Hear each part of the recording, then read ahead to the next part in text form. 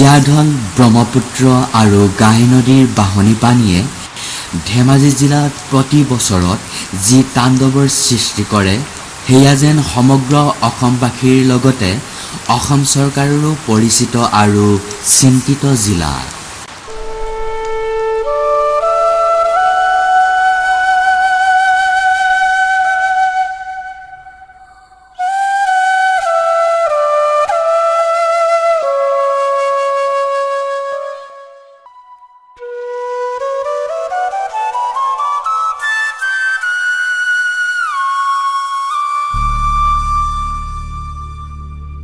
কিন্তু এই ধেমাজি জিলাৰ পৰিচয় ইমানতে অন্ত নহয়। বুৰঞ্জীৰ পাঠ মেলিলে এই ধেমাজি জিলাখনৰ এক বিৰল পৰিচয় পৰিলক্ষিত হোৱাৰ দেখা যায়। মধ্যযুগত ধেমাজি ঠাইখন হাবুং নামেৰে জনাজাত আছিল। এই হাবুং ৰাজ্য একাদশ শতিকাৰ পৰা 1523 খ্ৰীষ্টাব্দলৈকে চুতীয়াসকলৰ ৰাজধানী আছিল আৰু চুতীয়াসকল শাক্তধৰ্মী লোক আছিল। সেয়েহে হাবুং অঞ্চলত অৰ্থাৎ ধেমাজি জিলাত আজিও নানান দেৱী পূজাৰ থান বিদ্যমান হৈ থকাৰ দেখা যায়। এইবোৰৰ ভিতৰত হাৰহি দেৱালয়, পদুমণি থান, লেঙেৰী থান, কলি আই থান ইত্যাদি প্ৰধান।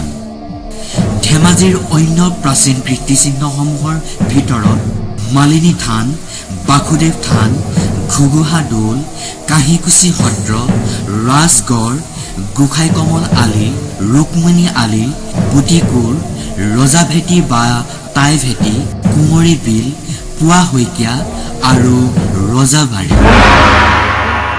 এই প্ৰাচীন কীৰ্তিচিহ্নসমূহৰ সকলোৰে এক সুকীয়া আৰু বিৰল বৈশিষ্ট্য আছে যদিও ঘুগুহা দৌল, ৰুক্মিণী আলি আৰু বুটিকুৰৰ স্থানৰ বৈশিষ্ট্যৰ ক্ষেত্ৰত এক সুকীয়া বৈশিষ্ট্যৰ পৰিলক্ষিত হোৱাৰ দেখা যায়। ঘুগুহা দৌলৰ ক্ষেত্ৰত প্ৰবাদ আছে যে স্বৰ্গদেউ শিৱসিংহই 1731 খ্ৰীষ্টাব্দত বৰৰজা ফুলেশ্বৰী কুঁৱৰীৰ মৃত্যু হোৱাত স্বৰ্গদেৱে তেওঁৰ ভনীয়েক দ্ৰৌপদীক বিয়া কৰাইছিল। স্বৰ্গদেউ শিৱসিংহই 1738 খ্ৰীষ্টাব্দত ৰাণী অম্বিকাৰে সৈতে পৰিষদ বৰ্গক লৈ ব্ৰহ্মপুত্ৰৰ উত্তৰ পাৰলৈকে আহি ঘুগুহা অঞ্চলত এমাহে বাহৰ পাতি থাকি মাছ পহু মাৰি আনন্দ উপভোগ কৰি থকাৰ সময়তে সেই ঠাইতে কুঁৱৰী অম্বিকাৰ অসুখত ভুগি মৃত্যুত পতিত হয়। তেতিয়া শিৱসিংহই তেওঁৰ প্ৰিয়তমা পত্নীৰ মৃত্যুৰ স্থানত পত্নীৰ স্মৃতি যোগমীয়া কৰি ৰাখিবলৈ এটি স্মৃতিসৌধ নিৰ্মাণ কৰে আৰু এই স্মৃতিসৌধই হ'ল ঘুগুহা দৌল।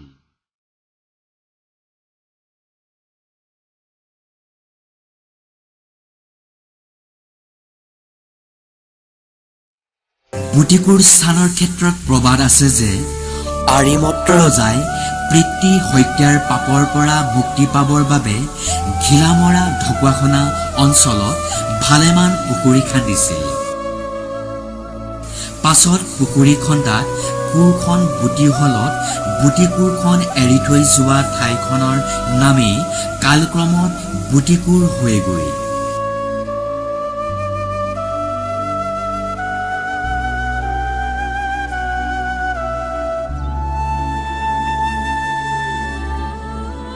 আৰু জোনাই বুপনচেলেক অঞ্চলত অৱস্থিত হৈ থকা ৰুক্মিণী আলিৰ ক্ষেত্ৰত প্ৰবাদ আছে যে কুণ্ডিলৰ পৰা দ্বাৰকাধিপতি শ্ৰীকৃষ্ণই এই আলিয়েদিয়ে ৰুক্মিণীক হৰণ কৰি আনিছিল বুলি প্ৰবাদ আছে।